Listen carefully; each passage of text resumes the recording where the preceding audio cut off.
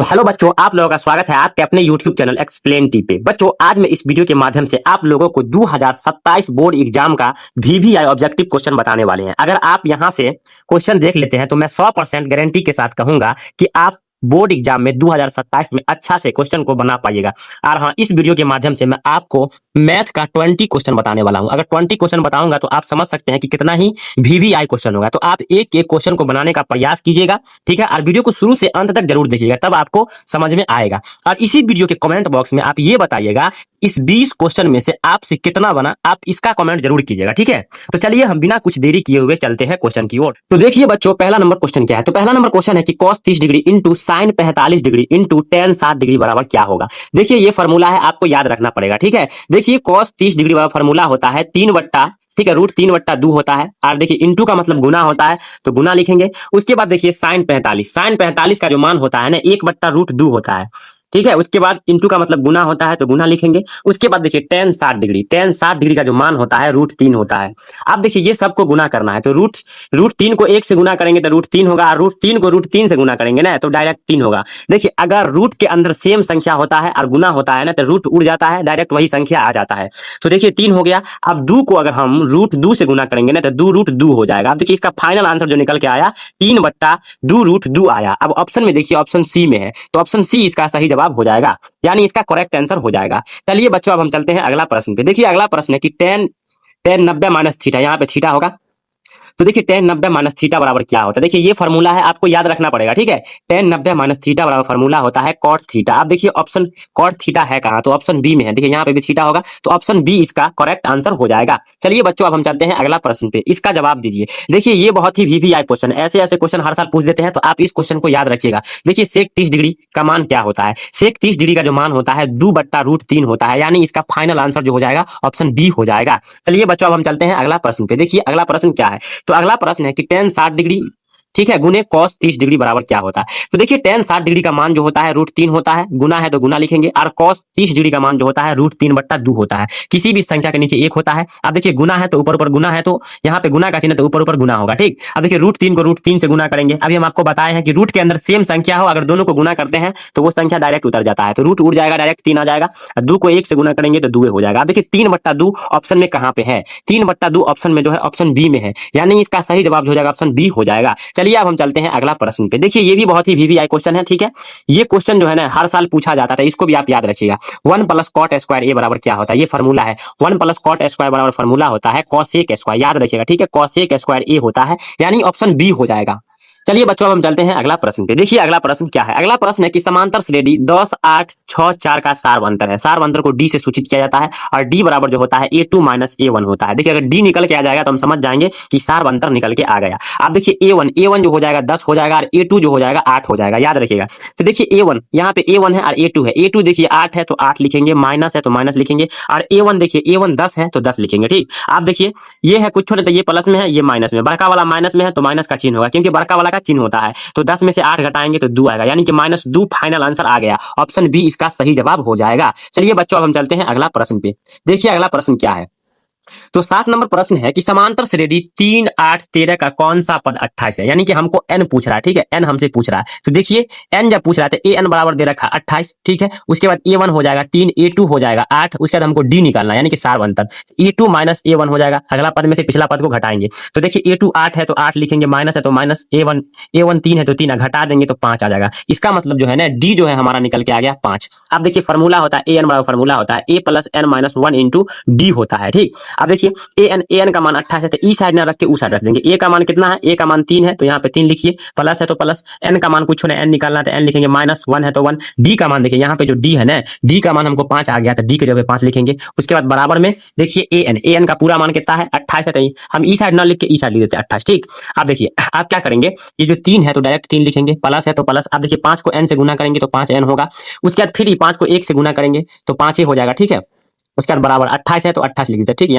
यहाँ पे 28 लिख देते हैं, ठीक। अब देखिए इसको थोड़ा सा मिटा करके बढ़िया से लिखते हैं, ठीक है। देखिए यहाँ पे हो जाएगा कितना था 3 था, उसके बाद प्लस 5n था, उसके बाद -5 बराबर 28 था। ठीक, अब देखिए अब क्या करना है, इसको जो है ना घटाना है। ठीक, -5 में से अगर 3 घटाते हैं तो क्या हो जाएगा 5, अब माइनस बड़का वाला माइनस में तो माइनस का चिन्ह, अब 5 में से 3 घटाएंगे तो 2 होगा, अब बराबर हो जाएगा 28। ठीक, अब देखिए 5n बराबर हो जाएगा 28। देखिए ये है माइनस में बराबर के उछल गया तो प्लस हो जाएगा। ठीक, अब देखिए अब क्या करना है, तो लिखेंगे 5n बराबर, इसको जोड़ेंगे तो 30 हो जाएगा, ये है गुना में बराबर के उछल जाएगा तो भाग में चला जाएगा, 30 बट्टा हो जाएगा 5, 5 छक्के 30, यानी कि n का मान 6 निकल के आ गया। देखिए फाइनल आंसर जो आया 6 आया। अब देखिए ऑप्शन ऑप्शन सी में 6 है, यानी इसका सही जवाब जो हो जाएगा ऑप्शन सी हो जाएगा। चलिए अब हम चलते हैं अगला प्रश्न पे।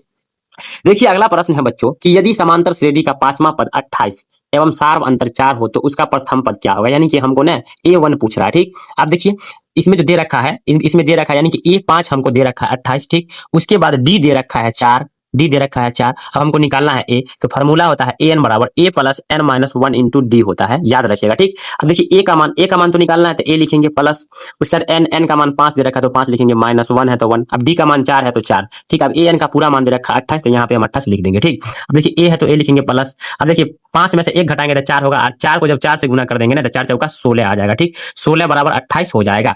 अब क्या करेंगे हम, तो इसको हम जोड़ नहीं सकते हैं, ये चर है ये अचर है, मतलब संख्या वाला को संख्या वाला के साइड ले चलना है, तो हम लिखेंगे a बराबर 28। ठीक है, अब देखिए ये प्लस में है, अब बराबर के उस साइड जाएगा तो माइनस होगा, उसके बाद a बराबर देखिए 28 में से अगर हम 16 घटा देते हैं ना तो 12 आ जाएगा, यानी फाइनल आंसर 12 निकल के आ गया। देखिए ऑप्शन सी में हो जाएगा, ऑप्शन सी इसका सही जवाब हो जाएगा। चलिए बच्चों अब हम चलते हैं अगला प्रश्न पे। देखिए अगला प्रश्न है कि बिंदु -9,16 का कोटि है। देखिए ये जो -9 है इसको x कहा जाता है, यानी इसको भुज कहा जाता है। ठीक है, और y को कोटि कहा जाता है, हमको कोटि पूछ रहा है, तो कोटि पूछा था, कोटि कितना होगा 16, यानी इसका सही जवाब हो जाएगा ऑप्शन बी हो जाएगा। चलिए अब हम चलते हैं अगला प्रश्न पे।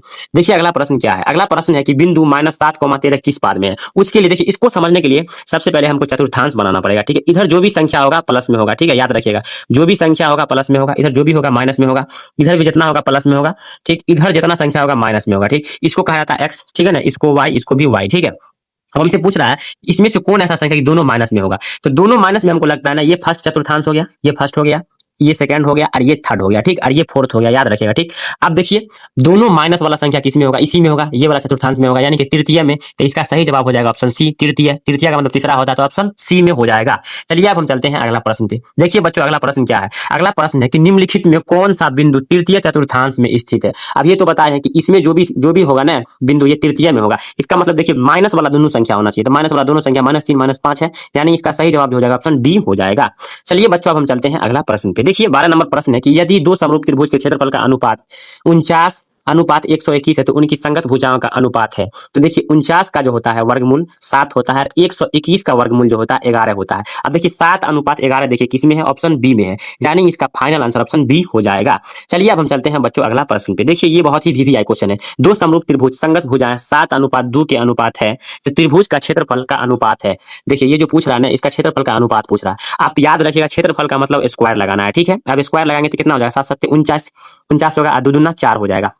ठीक है, अगर आयतन पूछता तो क्यों लगाते, ठीक है, लेकिन आयतन तो पूछ नहीं रहा, अनुपात पूछ रहा है, यानी कि क्षेत्रफल पूछ रहा है ना, तो क्षेत्रफल का मतलब स्क्वायर लगाना है। अब देखिए 49:4 ऑप्शन ए में है, यानी इसका सही जवाब हो जाएगा ऑप्शन ए हो जाएगा। चलिए अब हम चलते हैं अगला प्रश्न पे। देखिए अगला प्रश्न है बच्चों कि यदि MA एवं MB किसी बाह्यम बिंदु M से केंद्र O वाले वृत्त पर खींची गई स्पर्श रेखाएं हैं एवं कोण AMB बराबर 110 हो तो MOA का मान क्या होगा। देखिए ये जो है ना ये क्वेश्चन आप बना करके देख लीजिएगा। ठीक है, अगर बनाएंगे तो वीडियो लंबा हो जाएगा, लेकिन इसका हम डायरेक्ट आपको आंसर बता देते हैं। ठीक है, इतना में नहीं हो पाएगा, वीडियो बहुत लंबा हो जाता है। ठीक, तो देखिए 14 नंबर क्वेश्चन का जो सही जवाब हो जाएगा ऑप्शन बी हो जाएगा। ठीक है, ऑप्शन बी हो जाएगा, आप बना करके चेक कर लीजिएगा। चलिए अब हम चलते हैं अगला प्रश्न पे। देखिए ये बहुत ही वीवीआई क्वेश्चन है। देखिए 3, 5, 8, 7, 10, 12, 15 का माध्यिका है। देखिए माध्यिका जो है ना, माध्यिका हमको बनाने के लिए ना ये सबको ना बढ़ते क्रम में सजाना पड़ेगा। तो देखिए 3 है तो 3 लिखेंगे, 3 के बाद देखिए क्या है 5 है, उसके बाद 5 के बाद कितना 7 के बाद 8 के बाद हो जाएगा 10 के बाद हो जाएगा 12 के बाद 15 हो जाएगा। ठीक है, अब इधर से भी गिनिए 1 2 3, इधर से भी गिनिए 1 2 3, जो बीच में आता है वही माध्यिका होता है, तो बीच में 8 आ गया, यानी इसका फाइनल आंसर निकल के आ जाएगा ऑप्शन बी, यानी कि 8 हो जाएगा।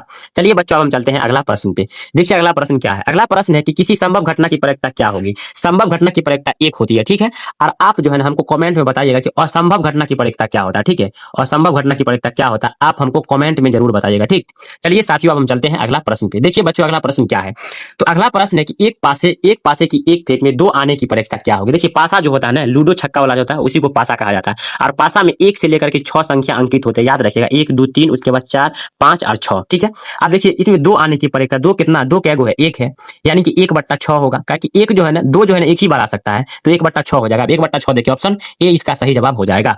चलिए बच्चों अब हम चलते हैं अगला प्रश्न पे। देखिए 18 नंबर प्रश्न है कि यदि प्रायिकता हाँ बराबर 0.01 है तो प्रायिकता ना बराबर क्या होगा। ये एक चीज आप जानिए कि प्रायिकता, ठीक है ना, प्रायिकता, प्रायिकता हाँ प्लस प्रायिकता ना, याद रखिएगा प्रायिकता ना बराबर दोनों का योग 1 होता है, ठीक। अब देखिए प्रायिकता हाँ का मान दे रखा है 0.01, ठीक।